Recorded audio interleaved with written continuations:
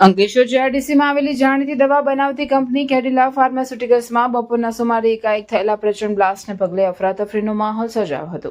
આ દુર્ઘટના કંપનીના MPP2 પ્લાન્ટમાં ત્યારે બની જ્યારે ત્યાં સોડિયમ કાર્બોનેટ લોડ કરવાની કામગીરી ચાલી રહી હતી.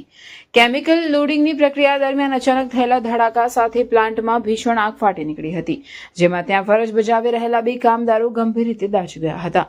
ઇજાગ્રસ્તોમાં ગડખોલની સોનમ સોસાયટીમાં રહેતા દદુલ પ્રકાશ સિંહ અને અંદાડાના રહેવાસી ભાઈલાલ પરમારનો સમાવેશ થાય છે. બ્લાસ્ટ એટલો તીવ્ર હતો કે આસપાસના વિસ્તારમાં પણ તેના અવાજથી ફાડ પડી હતી અને કંપનીના કર્મચારીઓ જીવ બચાવવા માટે સુરક્ષિત સ્થળે દોડી ગયા હતા. ઘટનાની જાણ થતાં જ કંપનીના સેફટી ઓફિસર્સ અને સ્થાનિક ફાયર બ્રિગેડની ટીમ તાત્કાલિક સ્થળ પર પહોંચી હતી.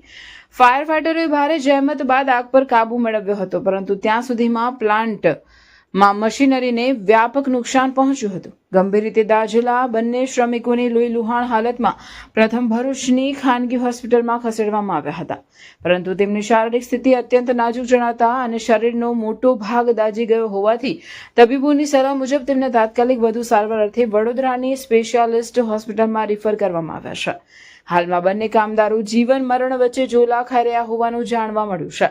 દુર્ઘટનાના સમાચાર મળતા જ ઇન્ડસ્ટ્રીયલ સેફટી એન્ડ હેલ્થ વિભાગના અધિકારીઓ પણ દોડી આવ્યા હતા અને તપાસનો ધમધમાટ શરૂ કર્યો છે.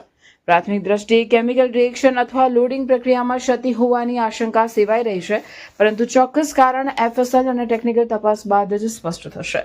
બીજી તરફ અંકલેશ્વર પોલીસે પણ આ મામલે અકસ્માત કંપનીના જવાબદાર અધિકારીઓના નિવેદન લેવાની પ્રક્રિયા શરૂ કરી છે.